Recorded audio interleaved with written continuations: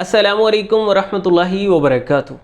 आज की वीडियो में पेचश के लिए एक इंतहाई मुजर्रब नुस्खा आपके साथ शेयर करूंगा जो बहुत ही सादा आसान है, आप आराम से घर में बना सकते हैं। सालों से हमारा आजमूदा है अल्हम्दुलिल्लाह। पेचश की किसी भी तरह की कंडीशन हो, डायरिया है, बार बार लूज़ मोशन आ रहे हैं, या डायसेंट्री का मसला बना हुआ है, पखाने के साथ म्यूकस आ रही है, ब्लड आ रहा है, पेट में मरोड़ पैदा होता है, तकलीफ़ पैदा होती है और तकलीफ़ के साथ पखाना आता है, हर तरह की कैफियत में अल्हम्दुलिल्लाह नहायत पुरअसर साबित हुआ है और बहुत तेज़ी से फ़ायदा करता है।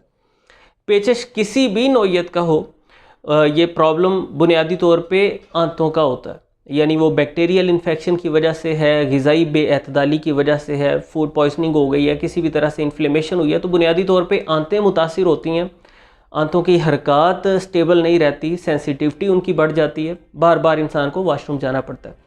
तो ये नुस्खा बुनियादी तौर पर आंतों की हरकत को मुनज़्ज़म करता है, म्यूकस को पैदा करता है, आंतों के अंदर मौजूद मुफीद बैक्टीरिया को बढ़ाने में मुआविन साबित होता है। तो सादा सी चीज़ें आप नोट कर लीजिए। आपको चाहिए खुश्क धनिया, गूंद कीकर और कूज़ा मिश्री।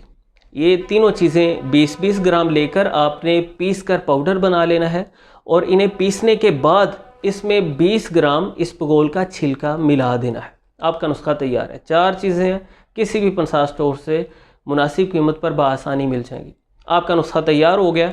सुबह दोपहर शाम खाने से कोई आधा पौना घंटा पहले छोटा आधा चम्मच आपको ये दवा खा लेनी है। तो इंशाल्लाह 1-2 खुराकों से ही तबीयत में ठहराव आ जाएगा और चंद दिन के इस्तेमाल से तबीयत ठीक हो जाएगी। अगर खुदा न खास्ता इस नुस्खे से खातर खा फ़ायदा नहीं पहुंच रहा तो फिर आपको ज़रूरत है साथ हल्दी, सौंफ और मलट्ठी, ये तीनों चीज़ें भी बराबर वज़न में ले लें। 20-20 या 30-30 ग्राम पीस कर पाउडर बना लें। तो इन दोनों नुस्खों को इकट्ठा मिला के खाइए, मतलब आधे चम्मच के करीब वो और आधे चम्मच के करीब ये आपने मिला के खा लेना है। वैसे तो वो एक ही नुस्खा काफ़ी है, ज़रूरत पेश आए तो साथ ही दूसरा नुस्खा अटैच किया जा सकता है। और तेज़ मिर्च मसाला से, तली हुई अशिया से, फ़ास्ट फूड्स, कोल्ड ड्रिंक्स वगैरह से परहेज़ कीजिए। साबूदाना की खीर फ़ायदेमंद साबित होगी। मौसमी फलों का सलाद का इस्तेमाल कीजिए। इंशाल्लाह उम्मीद है कि ये वीडियो आपके लिए फ़ायदेमंद साबित होगी। अगर आपको पेचश का प्रॉब्लम है तो देर नहीं करें, अभी ये नुस्खा बनाकर इस्तेमाल कीजिए। अल्लाह ताला आपको शिफा दे। मिलते हैं इंशाल्लाह नेक्स्ट वीडियो में। अल्लाह हाफिज़।